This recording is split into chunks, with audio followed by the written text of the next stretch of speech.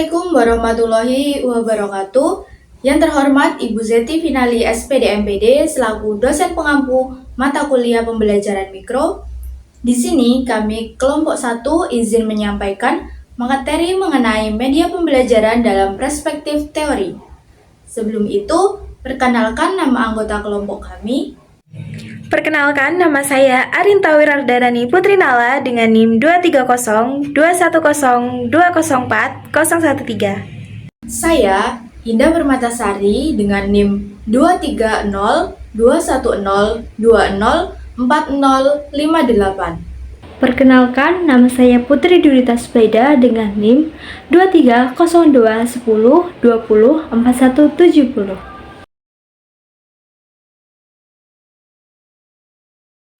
Proses pembelajaran merupakan kegiatan yang dilakukan oleh dua pihak, yaitu guru sebagai fasilitator dan siswa sebagai pembelajaran perantara untuk menyampaikan pesan berupa kognitif, afektif, dan psikomotorik. Nah, dalam penyampaian pesan tersebut diperlukan perantara agar nilai dan penyampaian pengetahuan dapat tercapai dengan tepat pada sasarannya. Nah, perantara tersebut merupakan media dan sumber-sumber belajar yang sangat menunjang dan memengaruhi keberhasilan belajarnya.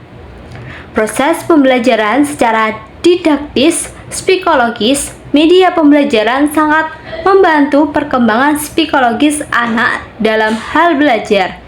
Dikatakan demikian sebab alat bantu mengajar berupa media pembelajaran sangat memudahkan siswa dalam belajar karena media dapat membuat hal-hal yang abstrak menjadi lebih konkret. Media berasal dari bahasa Latin medius yang secara harfiah berarti perantara dan pengantar. Media pembelajaran merupakan sarana yang digunakan untuk mendukung proses belajar mengajar agar pesan yang disampaikan lebih mudah dipahami serta tujuan pendidikan dapat dicapai secara efektif dan efisien. Nah, manfaat media dalam proses belajar mengajar yakni dapat membantu kemudahan belajar bagi siswa dan kemudahan mengajar bagi guru. Pembelajaran akan lebih menarik perhatian siswa sehingga dapat menumbuhkan motivasi belajar. Bahan pembelajaran akan lebih jelas maknanya sehingga dapat lebih dipahami oleh siswa dan memungkinkan siswa menguasai tujuan pembelajaran lebih baik. Nah, metode pembelajaran akan lebih bervariasi, tidak semata-mata komunikasi verbal melalui penuturan kata-kata oleh guru, sehingga siswa tidak bosan dan guru tidak kehabisan tenaga. Apalagi bila guru mengajar untuk setiap jam pembelajaran, serta media pembelajaran dapat memberikan kesamaan pengalaman kepada peserta didik. Kemudian ada berbagai teori mengenai media pembelajaran yang dikemukakan oleh para ahli, yakni ada Gagne dan Briggs pada tahun 1974 yang menyatakan bahwa media pembelajaran merupakan alat yang digunakan untuk menyampaikan isi materi pembelajaran yang dapat merangsang siswa dalam mengikuti proses pembelajaran. Kemudian ada Brunner pada tahun 1966 yang mengemukakan teori representasi yang terdiri atas 3 tahap, yaitu tahap enaktif atau pengalaman langsung melalui tindakan, tahap ikonik atau pengalaman melalui gambar dan visualisasi, kemudian ada tahap simbolik atau pengalaman melalui bahasa dan simbol abstrak. Media pembelajaran ini berfungsi sebagai jembatan agar peserta didik dapat berpindah dari tahap enaktif menuju tahap simbolik dengan lebih mudah. Kemudian ada Piaget pada tahun 1972 yang menjelaskan bahwa anak usia sekolah dasar berada pada tahap operasional konkret, di mana media bertindak sebagai alat untuk mengorganisasikan dan juga menyajikan informasi secara jelas untuk memudahkan proses kognitif yang membantu mengurangi beban kognitif dan juga memfasilitasi encoding atau penyandian informasi ke dalam memori jangka panjang. Kemudian ada teori konstruktivisme yang dikemukakan oleh Vygotsky pada tahun 1978. Ini menjelaskan bahwa belajar merupakan proses aktif di mana pembelajaran secara individu dan sosial mengkonstruksi pengetahuan dan juga pemahaman mereka sendiri berdasarkan pengalaman dan interaksi dengan lingkungannya. Ini media berperan sebagai alat bantu berpikir dan wahana untuk berkolaborasi. Media tidak lagi sekedar menyampaikan informasi saja, tetapi juga menjadi lingkungan di mana siswa dapat mengeksplorasi, bereksperimen, berdiskusi, dan juga menciptakan pengetahuan. Kemudian ada Dell pada tahun 1969 melalui Count of Experience menegaskan bahwa pengalaman belajar yang lebih konkret akan lebih efektif dalam meningkatkan pemahaman dan juga daya ingat dibandingkan dengan pengalaman yang abstrak. Oleh karena itu, media yang bersifat visual dan nyata akan menjadi lebih sesuai dengan anak usia SD.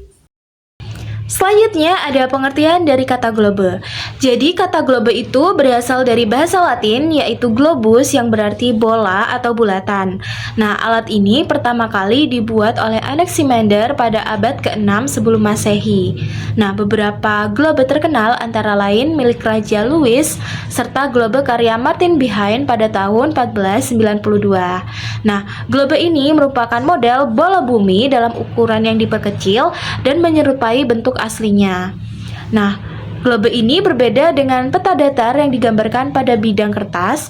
Globe lebih berbentuk bola sehingga lebih mirip dengan bumi yang sebenarnya. Nah, simbol-simbol yang digunakan pada globe juga sama dengan simbol yang ada dalam peta. Jadi, posisi globe itu dibuat sedemikian rupa agar menyerupai bumi. Misalnya, kemiringannya 66,5 derajat pada sumbu horizontalnya sama dengan kemiringan bumi terhadap bidang ekliptika.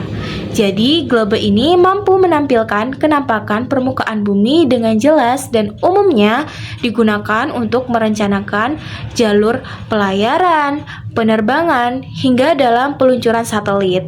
Nah, hal ini itu dimungkinkan karena bentuk globe itu sesuai dengan keadaan bumi yang sesungguhnya.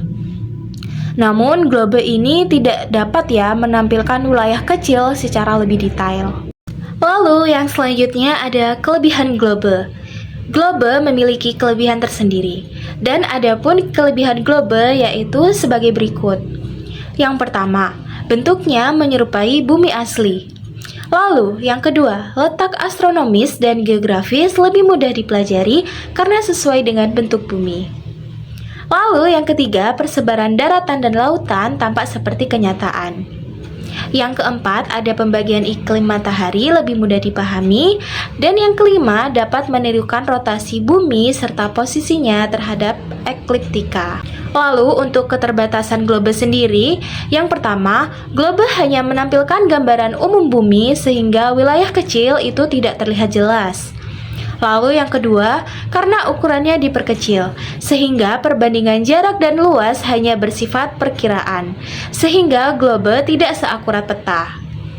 Lalu yang ketiga, globe fisik lebih sulit untuk diperbarui mengikuti perubahan terbaru, misalnya pembagian provinsi atau negara baru.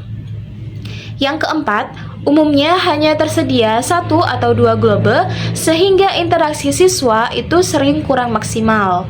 Dan yang kelima, globe juga berbentuk bulat dan besar sehingga sulit dibawa atau digunakan di luar kelas.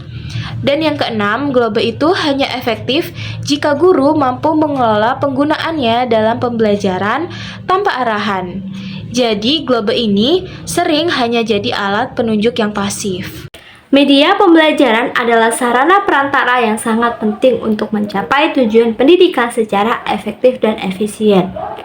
Media membantu proses belajar mengajar menjadi lebih menarik, mudah dipahami, dan bervariasi, sehingga meningkatkan motivasi siswa dan memudahkan guru. Berbagai teori belajar seperti dari Gertner, Brunner, Piaget, Vygotsky, dan Dalley menyatakan bahwa media pembelajaran sebagai jembatan untuk memudahkan pemahaman konsep abstrak, mengurangi beban kognitif, dan menjadi wahana aktif untuk mengeksplorasi dan mengkonstruksi pengetahuan. Globe adalah contoh media pembelajaran yang konkret, berbentuk bola seperti bumi. Globe memberikan presentasi visual yang akurat tentang permukaan bumi sangat berguna untuk memahami konsep geografis secara nyata. Meskipun terdapat beberapa keterbatasan penggunaan Google sebagai media pembelajaran.